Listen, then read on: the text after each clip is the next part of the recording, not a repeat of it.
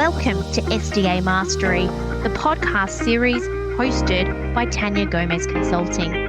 In each episode, we'll be sharing valuable insights and tips that can help you learn the intricacies of specialist disability accommodation.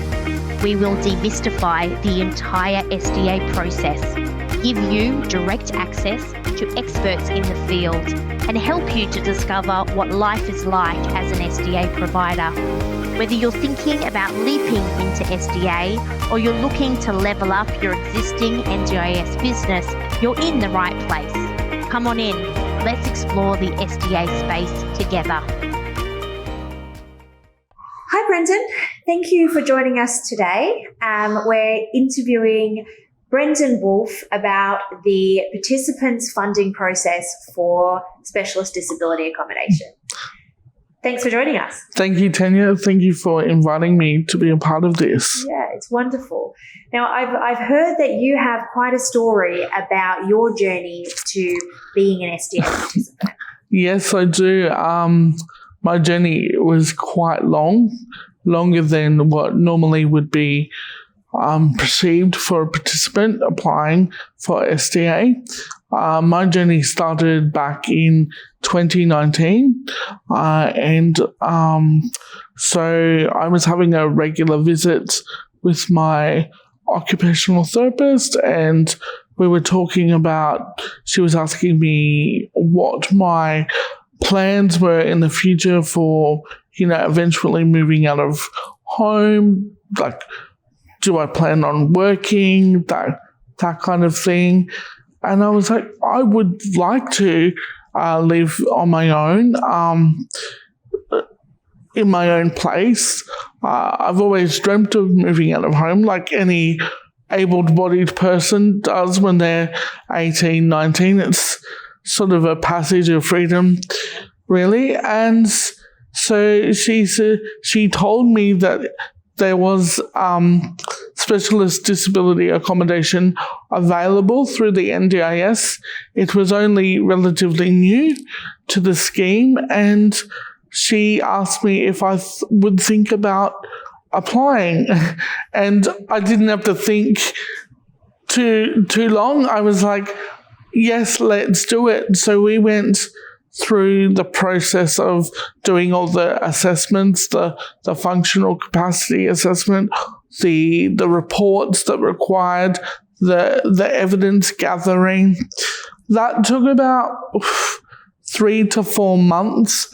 After we had got all that information together, what the process is you submit a change of circumstances review through the NDIS, and that's how we got the ball rolling with the SDA application.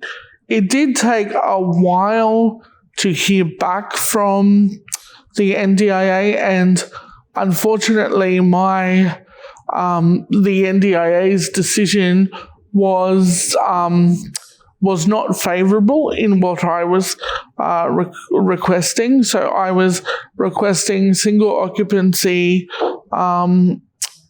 living on my own, basically, so I could have my friends and family come and go of my own choosing, because what we know is the NDIS is about choice and control, and it should be that across the board, not just with support and other services. It should be around home and living too.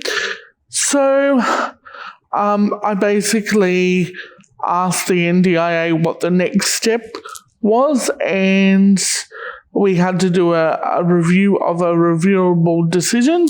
So we had to, again, gather further additional evidence to support my application, and that was not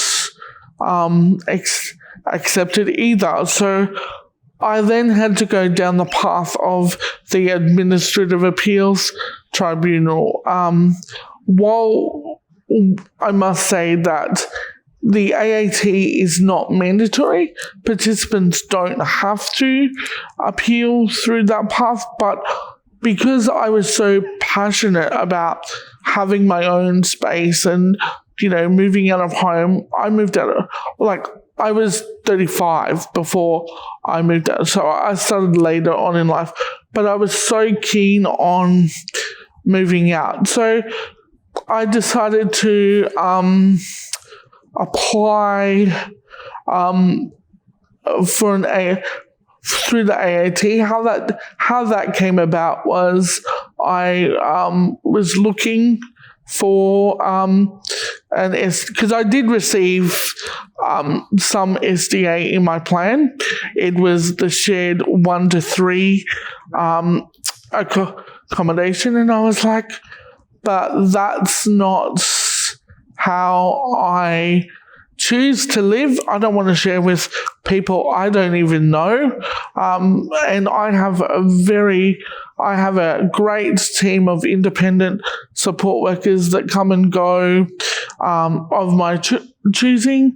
And it would have created a whole catastrophe with my support workers interacting with their support workers, with the other resident support workers, and you just don't know the types of disabilities that other people have that could be living in that complex.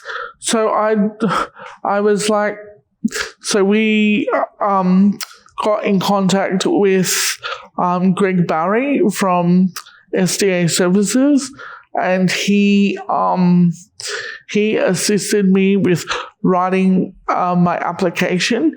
In the meantime, I approached Adapt Housing, David Whitelaw and his team. I'm very thankful for the opportunity that they gave me. They allowed me to move into an apartment on my my old level of SDA funding up until I could receive the appropriate level of funding that I was seeking. So they supported me through the whole AAT application, we had to go through the stages of the AAT process. So there's a case conference, then you have to go through directions, hearings, and it all involved lawyers. So you basically, and I was unable to afford a lawyer. So Greg Barry got me in contact with a company called Holding Redlich. They do a lot of NDIS AAT appeals, and I contacted Jonathan Mills, and he represented me through the whole process. By the time we got to a hearing stage, it was June of 2022. Wow. So this is a whole 3-year process. So my hearing went over 3 days, over 3 months. So the hearing didn't go consecutively, it was split. And the NDIA were quite critical in what evidence I had, and they were trying to introduce evidence late into the piece, such as actuary reports that participants don't even get to see. Basically, the number crunching people that don't understand people with disabilities and their needs. And I was quite frustrated by that. My hearing concluded in September of last year on the 22nd, and I only received my decision on the 19th of May this year. Wow. So how long is that in total? We worked it out to be 918 days. 918 days. Yes. Wow. Yeah. Yeah. And what would have happened if the AAT agreed with the agency?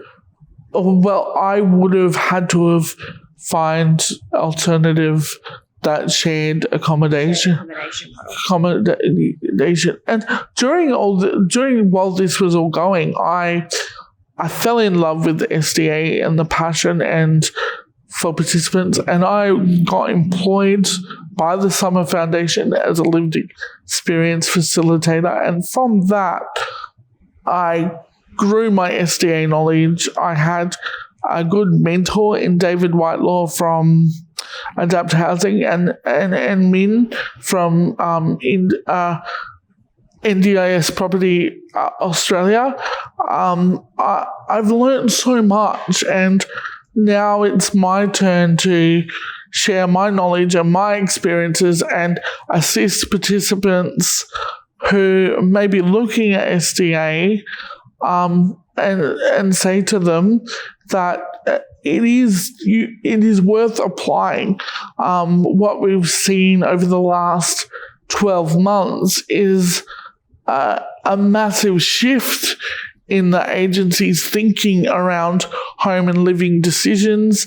Participants get more of a choice and control about who they want to live with and how they want to live with, their lives. What we've seen from the recent SDA price guide change is SDA funding is basically tripled for people, and I think that's a really good thing that the agency is shifting in that way. Yeah. Investing. Yeah, exactly. Yeah. Wow. And so you mentioned Adapt Housing a few times. Are they your SDA provider? Yes, they are my SDA provider. Wonderful. And are you in your home? I am in my home. I actually, as of last week, have finally got all the pieces of equipment that I need installed. So I got the ceiling hoist finally. That took 3 years to get. So it has been quite a very long journey. And unfortunately, I'm not the only one that's gone down that path. So through that horrible process, there are other participants that have had to do that and that are still going through that process. Yeah, and it really, the reason that you were approved in the end is because you continued to push the argument about what you wanted based on choice and control. Exactly. And you know, that's what the NDIS is all about. It's built over in all their legislation, in all their documents. They give to people choice and control. Participants have the right to choose and control how their supports are delivered and who delivers them to them. Yeah. And that should be the same with home and living as well. Yeah, absolutely. Where you choose to live is such an important part of your life. As you said, moving out of the family home is a rite of passage. Living independently is so, rewarding and fulfilling. And it's definitely something that everyone should get to experience. Yes. Yeah, amazing. It's an inspiring story. And I think what's also really inspiring is your courage to continue pushing for what you deserve and what you wanted, but also that you were able to form this amazing community behind you where the SDA provider is assisting you and so many other people, the lawyers were helping you, because without those pieces, you might not have got the outcome. Yeah. Yeah. And so I'm interested about your house. Can you tell me a little bit about it? So it's situated in Logan Lee, which is about 40 minutes south of the Brisbane CBD. Yeah. It's located probably about 2 minutes from the local train station, so I can easily access public transport from there. It is the shops and doctors and even the local hospital is directly across the road from the train station. So when I was looking at properties, that was the things that ticked the boxes: location towards public transport, and other amenities such as doctors and hospitals. And it was even close to my friends and family. My dad and my sister live not even 5 minutes drive from where I live now. Wonderful. That's really great. And when I'm learning about SDA, I know a lot of times we use terms like participant-led, where there's an anchor tenant or a participant who is there and the house is built around their needs. Was that the case for you? Did you kind of co-design the house with Adapt Housing? No, they had already had an architect and developers and builders.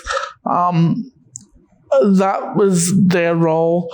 My role since then and since the construction of my property is sort of, they've come to me and they've said, okay, what do you think we could do better next time when we're building a property? And that's something that I feel that SDA participants could, benefit from providing builders and investors and SDA providers. So when a builder and a provider look at building a property, they get it right from the start.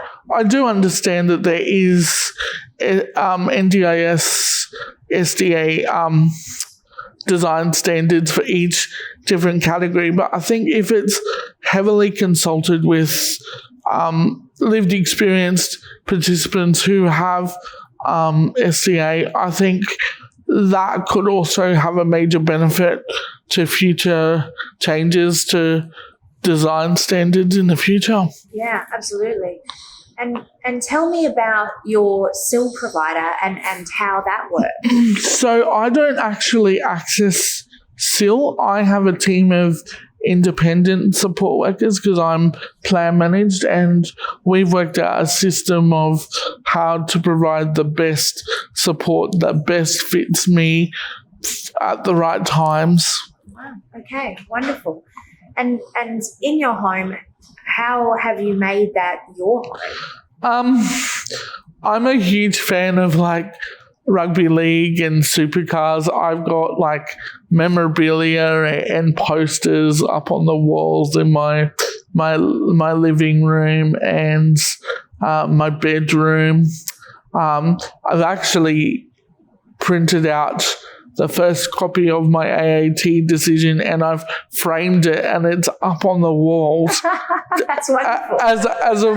As a reminder of how far I have come. Yeah. My home is important to me now. It's even more important to me now than when I first applied for it. It actually means something more to me now because I fought for it and I've kept it. You've won. Yeah. Yeah. And is this your forever home? You see yourself living there for a long time? I think so. It all depends too on, what my future holds in terms of working and maybe having a partner and a family later on down the track. It all depends on that. But for the meantime, I'm happy and I'm really blessed to have the opportunity that I do have because SDA is not for every participant, and I think the ones that have it should be very proud that they do have it. Yeah. And what would your advice be to a participant in a similar situation as you that's considering it but thinks, oh, it's a big process. I don't know if I'm going to have the support. I don't know if I can do 900 something days of waiting around. Well, that's something that I've been asked many times. And I've said this as a start. If I was asked to do it all again now, without what's happened with the changes within the agency, I probably wouldn't do it again because it was such a mental health anguish. They question every aspect of your life. But to participants who are looking at applying now, I would say definitely give it a go because we're seeing a shift within the agency. We know that the federal government is abolishing the AAT. They're setting up a separate independent review system and they have been trialling it, but we still don't know the anecdotal. We haven't seen any anecdotal outcomes from that trial, so that's still relatively new and fresh. But I think the Minister, Bill Shorten, is on the right path and the right track to turning the scheme around to what it's designed and what it should be about. And it should be about people with disabilities having choice and control in how they live their lives. Yeah, absolutely. And I guess I'm really curious about what you had this monumental goal of living independently and in your own home, which you managed to achieve after a lot of effort. What are your goals now? What's next for you? I haven't really thought that far ahead. I want to obtain full-time employment. I want to work in SDA space. I want to advocate heavily for participants. But yeah, working really hard to helping other participants achieve their home and living goals. That's my main goal now. I think I'm the right person to work in the sector, and I will do my hardest to prove and work hard to provide good quality advocacy and assistance to participants. Yeah, wonderful. Well, thank you so much for talking with me today and joining me to talk about the SDA funding process. Was there anything else that you wanted to mention or say, or you think that I've missed? No, I think you've covered it all. I think the important part to remember here is that when a participant is applying for SDA, it's really important that they really think it through. And to families of participants who, what we know from the past is a lot of families get scared that their family member is not going to be cared for or not going to be looked after. You know, there's always that risk of them thinking that they're not safe. SDA is safe.